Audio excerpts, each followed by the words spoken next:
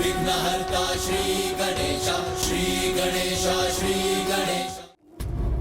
लंकेश, जैसा कि अभी तक आपने अपनी कथा में बताया कि देवराज इंद्र और ऋषि दधीचि दोनों पर ही शनिदेव की दृष्टि पड़ चुकी थी, तो अब आगे इसका क्या परिणाम होने वाला था लंकेश? कृपया बताइए। शनिदेव की दृष्टि ऋषि दधीचि पर तो पड़ चुकी थी गौरी नंदन, किंतु अब भी वे अपने धर्म पथ पर अड़िग होकर महादेव के पुत्र रूप में जन्म लेने की प्रतीक्षा में अधीर हुए जा रहे थे। अन्य सभी विचारों से मुक्त होकर हमें मात्र और मात्र हमारे भावी पुत्र के विचारों में ही लीन रहना चाहिए, क्योंकि पुत्र रूप में स्वयं महादेव का आगमन जो होने वाला है यहाँ, जिनके शुभ दर्शन से समस्त जगत खिल उठता है, वो शीघ्र ही हमारे अंक में खिलखिलाएंगे। जिनके समक्ष जगतवासी भोग लगाकर भोजन समर्पित करते हैं, वो स्वयं मेरे हाथों से भोजन ग्रहण करेंगे। जिनकी उंगलियों के संकेत पर सारा संसार, सारा ब्रह्मांड गतिशील होता है, वो मेरी और आपकी उंगली पकड़कर चलेंगे। शिव महादेव के आंगन पर समस्त देवता और सप्त ऋषि भी पूर्ण निष्ठा और भक्ति भाव से नतमस्तक होने आते हैं। वो स्वयं हमारे घर में हमारे साथ क्रीड़ा करेंगे। कहीं ऐसा ना हो स्वामी कि समस्त देवी देवता उनके दर्शन के लिए हमारे ही आंगन में एकत्र होने लगे। ऋषिवर दधीचि,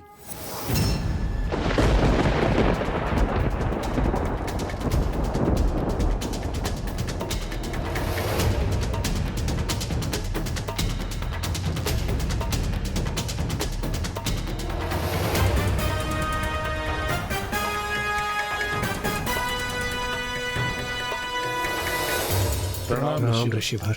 प्रणाम ऋषिवर। प्रणाम माता। प्रणाम। प्रणाम। आप सब ऐसे निस्तेज अवस्था में? क्या आप सभी पर किसी महासंकट की छाया छाई हुई है? हाँ ऋषिवर, हम पर अत्यंत बड़ा संकट छाया है। दुर्भाग्यवश उन दुष्ट असुरों ने हमसे हमारा स्वर्ग पर से स्वामित्व भी छीन लिया। अब वो हमारे अस्त्रों को प्राप्त करना चाहते हैं, और हमारे दिव्य अस्त्र अनुचित हाथों में कदापि नहीं जाने चाहिए, क्योंकि वो असुर राज विध्वंसक हमारे अस्त्रों की शक्ति को स्वयं में समाहित कर अपराजय हो जाएगा, और हम शक्ति विहीन होकर स्वर्ग पर पुनः अपना आधिपत्य कभी भी स्थापित नहीं कर सकेंगे।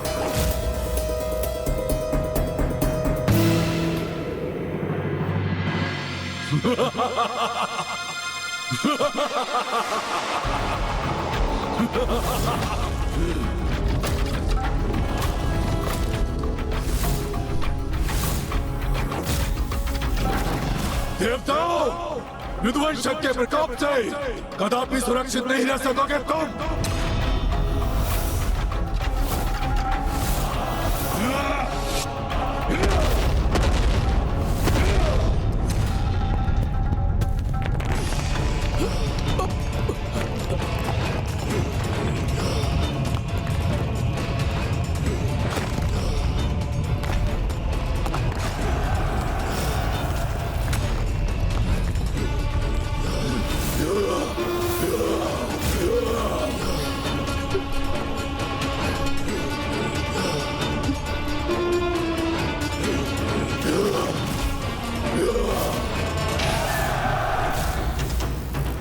आप चिंता मत कीजिए देवी, यहाँ कोई अनिष्ट नहीं होगा। आप भीतर जाके स्वयं को शांत कीजिए। जब स्वयं शिव शंभु भोलेनाथ आपके गर्भ में है, स्वयं महादेव हमारे साथ हैं, तो फिर किस बात की चिंता? कैसा भय? मुझ शनिदेव को चुनौती दी थी ना आपने ऋषि दधीचि। अब मैं देखता हूं कि मेरी दृष्टि पड़ने के पश्चात भी आप कैसे संयमित रहते हैं। आप निश्चिंत रहिए, भीतर जाकर विश्राम कीजिए। प्रभु इच्छा से जो भी होगा उचित ही होगा। जाइए।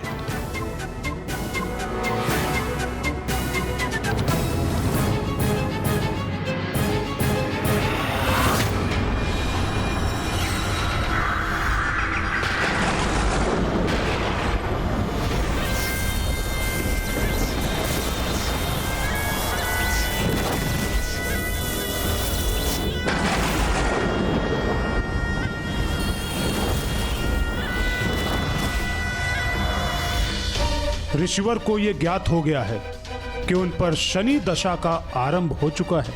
विपदा उनके सम्मुख मुख खोले खड़ी है,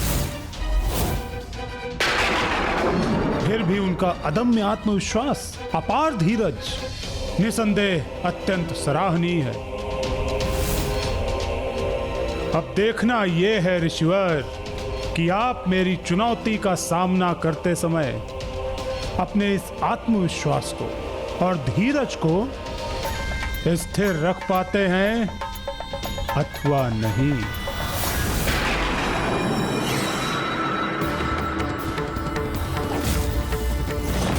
ऋषिवर, हमें शीघ्र हमारे इन अस्त्रों को किसी सुरक्षित स्थान पर छिपाना होगा, जहां पर ये दुष्ट असुर न पहुंच सके। हमारी सहायता कीजिए ऋषिवर, सहायता कीजिए हमारी। हाँ ऋषिवर, हम पर कृपा कीजिए। मैं आपकी सहायता अवश्य करूंगा, किंतु उससे पूर्व मेरा यह ज्ञात होना अत्यंत आवश्यक है कि आपको आपके किस अपराध का दंड मिल रहा है, जिसके कारण आप जैसे महान देवता एक साधारण असुर से अपनी रक्षा के लिए यहां आने को विवश हो गए। बस गुरुदेव, यदि आप देव गुरु हैं तो मैं भी देवराज हूं, और इस प्रकार के शब्द आपके मुख से शोभा नहीं देते, किंतु आप इस प्रकार अकारण मेरी अवहेलना नहीं कर सकते। जहां सम्मान न प्राप्त हो वहां एक क्षण भी रुकना मृत्यु से भी अधिक कष्टकारी होता है। इसीलिए मैं संपूर्ण सभा के समक्ष देव गुरु पद का परित्याग करता हूं।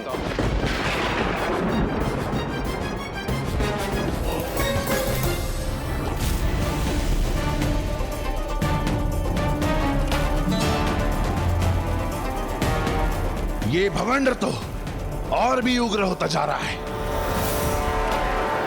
ये मरुस्थल का धूल भरा बवंडर ही मुझे आपसे पिताश्री के आत्मलिंग को प्राप्त करने में सहायक बनेगा लंकेश। इसलिए तो मैंने इसे उत्पन्न किया है, किंतु बस अब इसे दिशा देना ही शेष है। लंकेश जी, मरुस्थल में बवंडर तो आते जाते रहते हैं, किंतु आप मुझे बताइए ना, आगे क्या हुआ? ऋषि दधीची ने फिर देवताओं की सहायता की अथवा नहीं?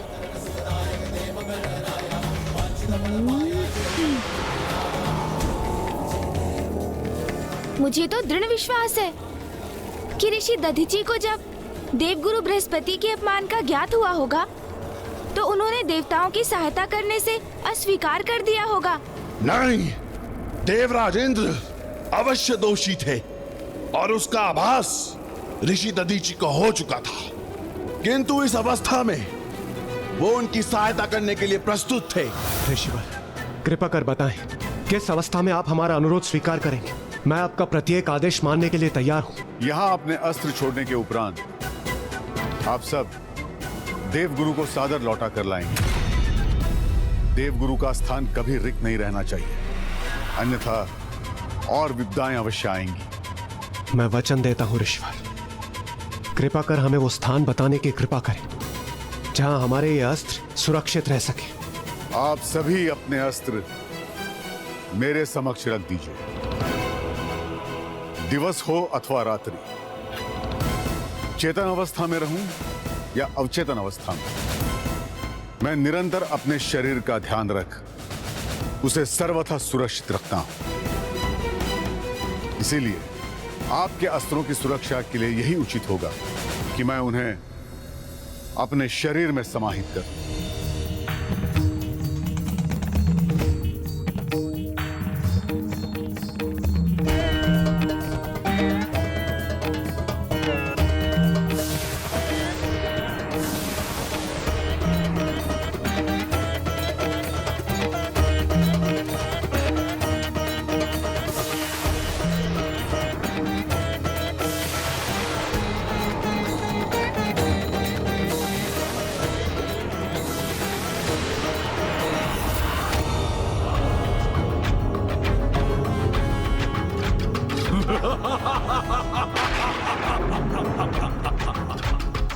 प्रतीत होता है देवता अपनी पराजय स्वीकार कर रहे हैं।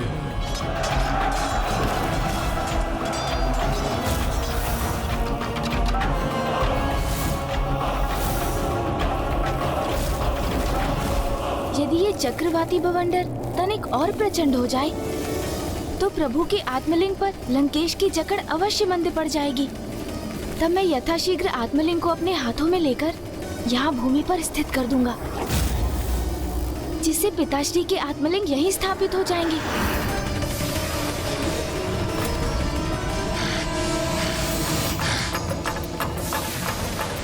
इस भवंडर के तीव्र वायु प्रवाह से कदापि विचलित नहीं होऊंगा मैं, और ना ही महादेव के आत्मलिंग पर इसका तनिक भी प्रभाव होने दूंगा।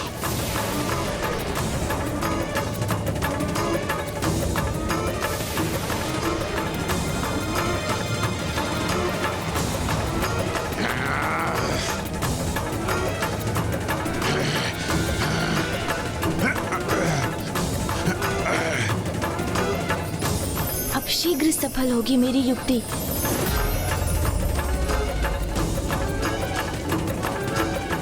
हे वायुदेव, इस बवंडर की उग्रता और तीव्रता बढ़ाने में मेरी सहायता कीजिए।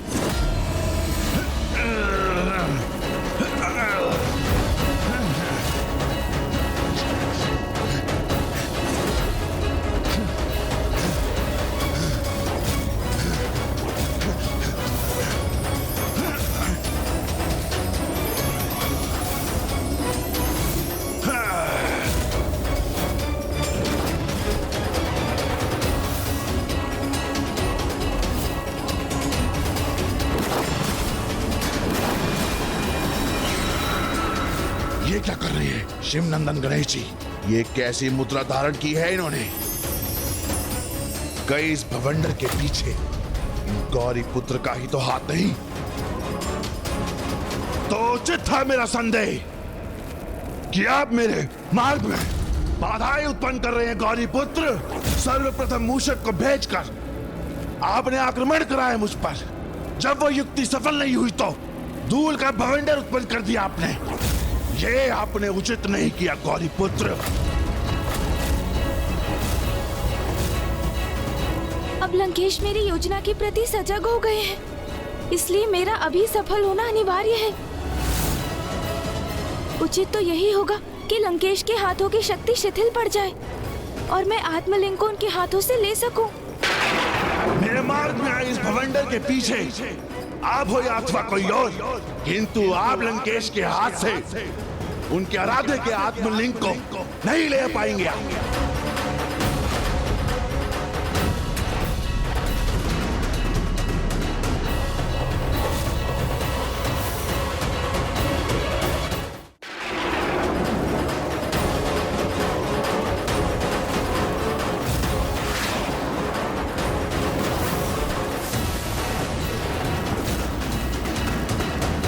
मुझे तो प्रतीत होता है लंकेश अब अधिक समय तक इस बवंडर के समक्ष स्थिर नहीं रह सकेंगे।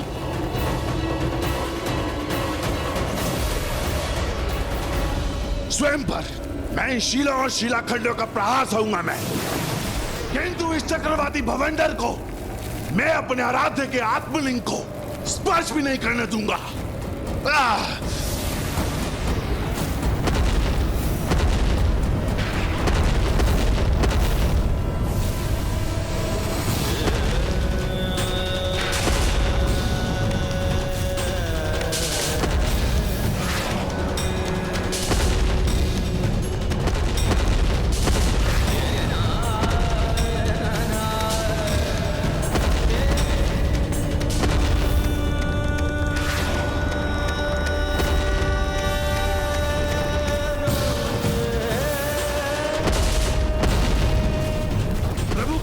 पीड़ा भी उनके वरदान के समान प्रतीत हो रही है मुझे।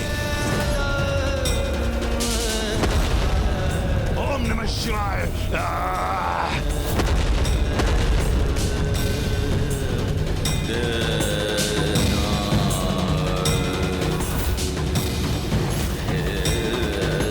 ओम नमः शिवाय।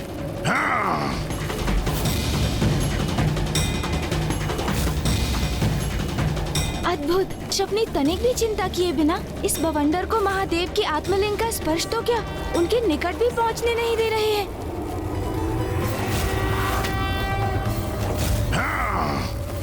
ओम नमः शिवाय।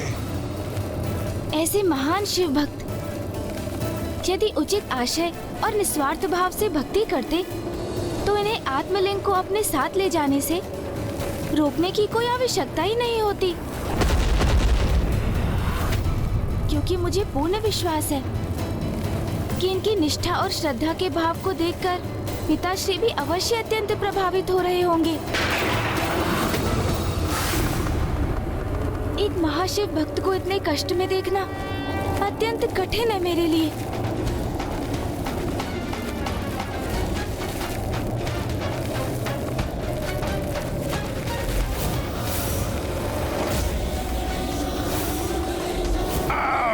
मेरे मार्ग में ये भवंडर उत्पन्न करके भी खुश नहीं हुए आप कि अब पुनः किसी अपनी नवीन योजना के साथ मेरी ओर बढ़ रहे हैं। हे वायुदेव, इस भवंडर को शांत कर एक बार पुनः मेरी सहायता कीजिए आप। अब ये क्या करने जा रही है?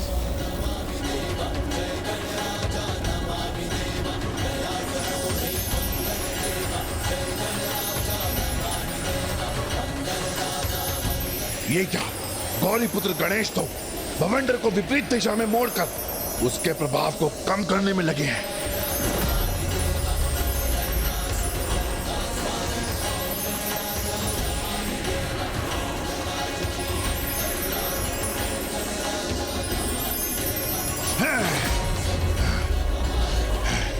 तो क्या गणेश जी ने ये भवंडर उत्पन्न ही नहीं किया, रोका है उसे?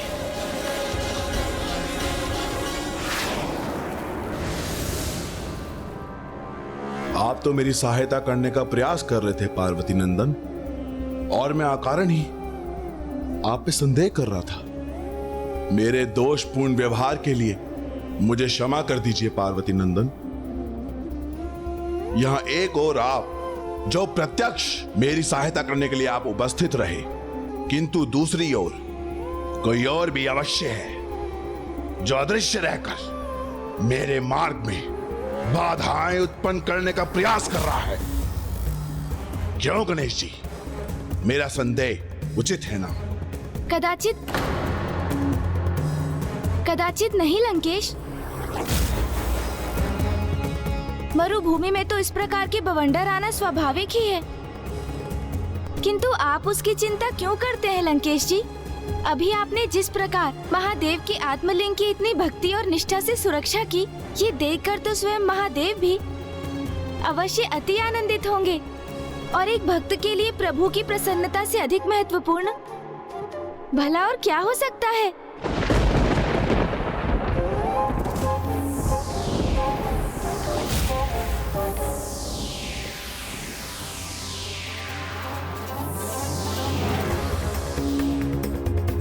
तो बताइए ना, फिर क्या हुआ लंकेश? देवता जब ऋषि बृहस्पति को मनाने वहां से प्रस्थान कर गए, तो ऋषि दधीचि ने उनके अस्त्रों को किस प्रकार अपने शरीर में समाहित कर उन्हें विध्वंसक से सुरक्षित किया? ये तो आपकी ही लीला है गौरीपुत्र। जिस प्रकार आज आपने मेरी रक्षा की, उसी प्रकार उस समय आपने ऋषि दधीचि को सुरक्षित किया था। उनके इस अत्यंत महत्वपूर्ण कार्य में आपने पंचमुखी रूप में प्रकट होकर उनकी सहायता की थी, और उसके साक्षी तो स्वयं शनिदेव भी थे।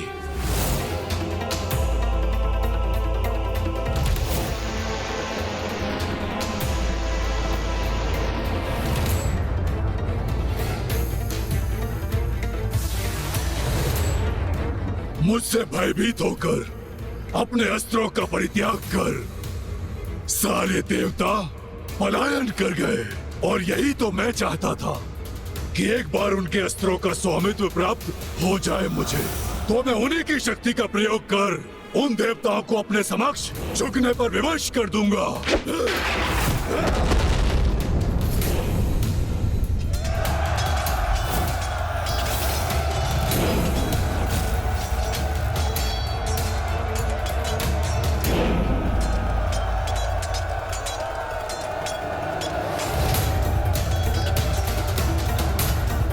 इसके पूर्व के वो असुर इन देवास्त्रों के निकट भी पहुंच सके, मुझे इन्हें सुरक्षित करना चाहिए।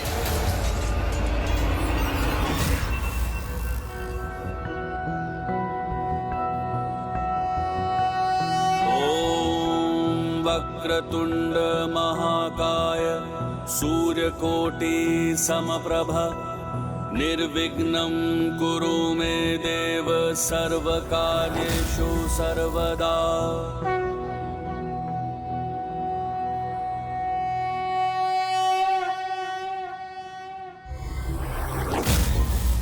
हे विघ्नहर्ता, हे विघ्नकर्ता, इन असुरों से रक्षा हेतु मैं इन देवास्त्रों को अपने शरीर में समाहित करने जा रहा हूं। मुझे अपने इस कार्य में सफलता प्रदान करने की कृपा करें। ओम गं गणपतये नमः। ओम गं गणपतये नमः। ओम गं गणपतये नमः।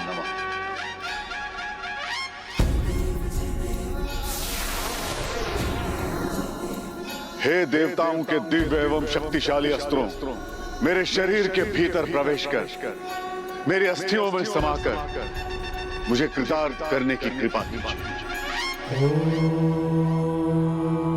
स्वस्ति न इंद्रो। मैं इंद्रस्त्र हूँ ऋषिवर। क्या आप मुझे अपने शरीर में समाहित करने के लिए प्रस्तुत हैं?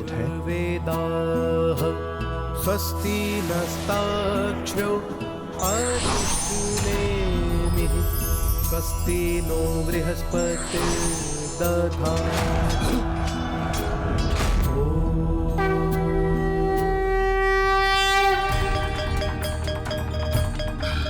ये क्या हो रहा है? ये अस्त्र ऋषि के शरीर के भीतर कैसे जा रहा है?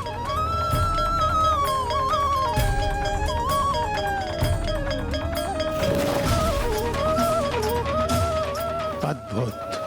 ऋषि दधीची किसी भी शंका और चिंता से परे अड़िग हैं अपने कर्तव्य पर। मैं अग्नि अस्त्र हूँ। क्या अब आप मुझे अपने शरीर में प्रवेश करने की अनुमति प्रदान करते हैं?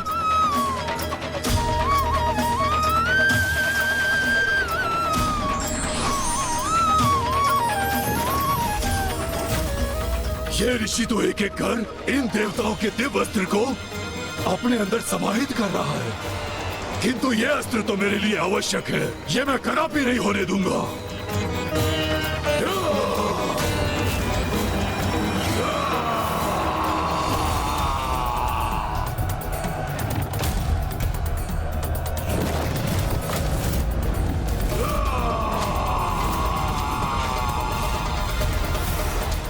ऋषिवर, मैं सूर्य अस्त्र आपके भीतर समाहित होने के लिए प्रस्तुत हूँ। हे दिव्यास्त्र, आपका भी स्वागत है।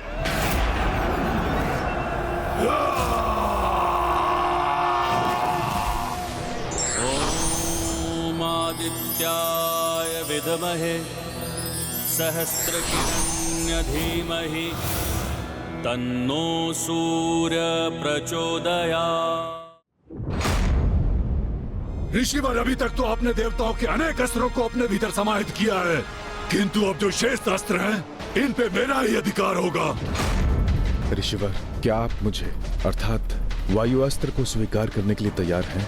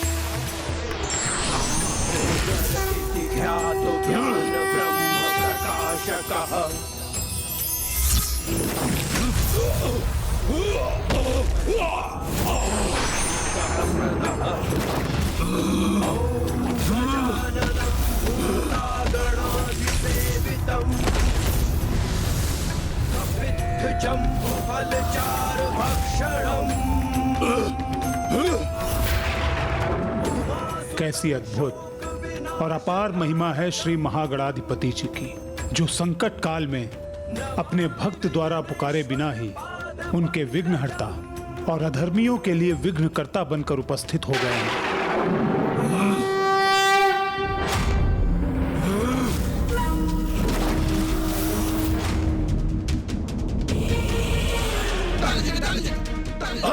सैनिकों, आगे बढ़ो, आक्रमण करो। आज मुझे देवताओं के दिव्य अस्त्र को प्राप्त करने से कोई नहीं रोक सकता। भले ही उसके लिए मुझे गजमुख को परास्त कर इन ऋषि के बख्शिस्थल को क्यों ना भेजना पड़े। मैं वरुण देव का वरुण अस्त्र हूं।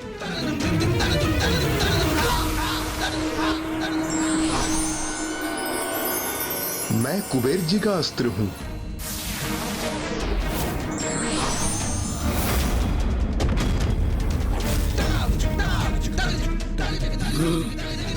मेरे अस्त्रों के प्रहार के समक्ष कोई नहीं टिक सकेगा।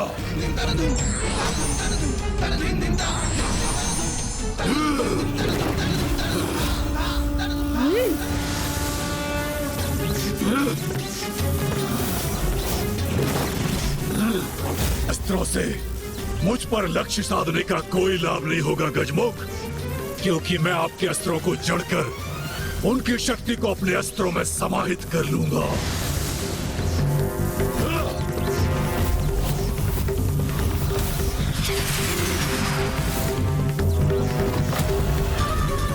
ओह, तो इस दुष्ट ने मेरे अस्त्रों को जड़ कर दिया है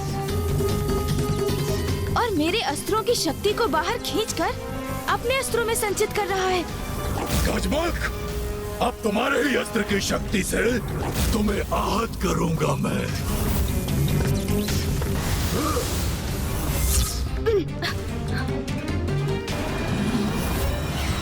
देखा मेरे अस्त्र का प्रभाव? प्रतीत होता है शत्रु की ऊर्जा को सोखने का सामर्थ्य ही इस असुर को बल प्रदान करता है।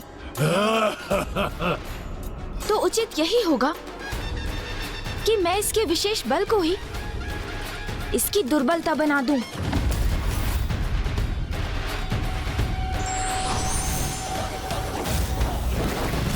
अब मेरी गदा के भार और मेरी अंकुश की ज्वाला को प्राप्त करने का परिणाम भुगतना ही होगा इस दुष्ट को।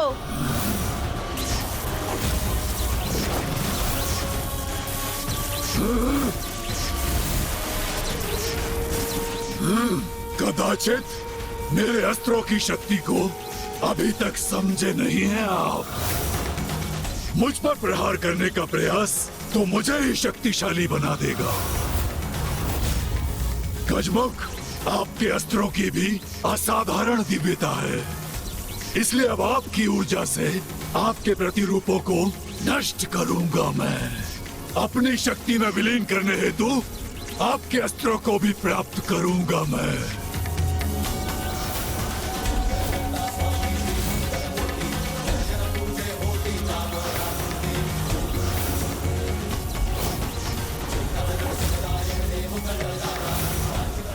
अपने अस्त्रों को धारण करना सहन नहीं हो रहा मुझे।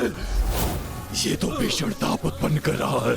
मेरा अस्त्र इस गजमुख के अस्त्र के समक्ष तो एक क्षण भी नहीं ठहर सकता।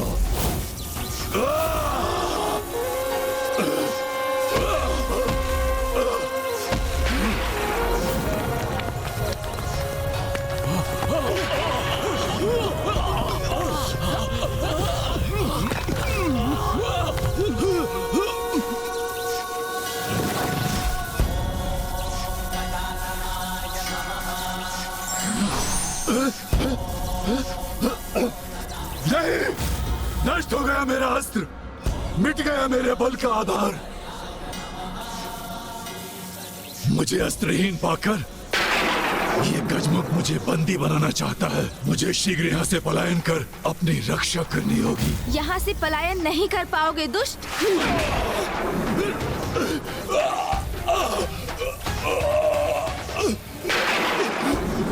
ये क्या हो रहा है?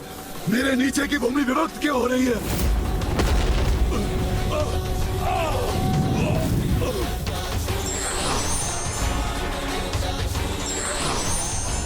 आप यहाँ रुके, भाग भी शेष नहीं रहेंगे। भागो यहाँ से, अंत हो गया। की रक्षा करो, भागो, भागो।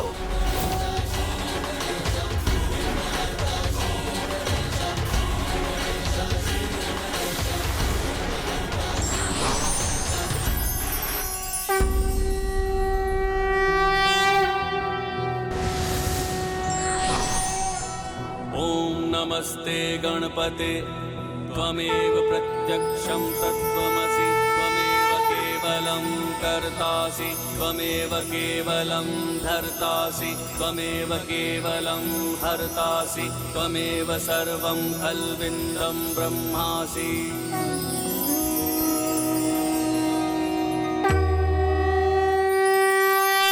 असुर विध्वंसक का अध्याय तो समाप्त हो गया लंकेश, किंतु फिर शनिदेव ने क्या किया? उनकी दृष्टि तो देवराज इंद्र और ऋषि दधीचि पर पूर्व में ही पड़ चुकी थी ना? जब शनिदेव की दृष्टि पड़ती है तो उसके परिणाम भी बहुत घातक होते हैं, और अब ऐसा ही कुछ होने वाला था देवराज इंद्र और ऋषि दधीचि के साथ भी। बुराई अपनी सारी ऊर्जा केवल सत्य को झूठ में परिवर्तित करने में लगा देती है, जबकि सत्य स्थिर होकर केवल अपनी वास्तविक शक्ति से लड़ता है, इसलिए वो जीत जाता है।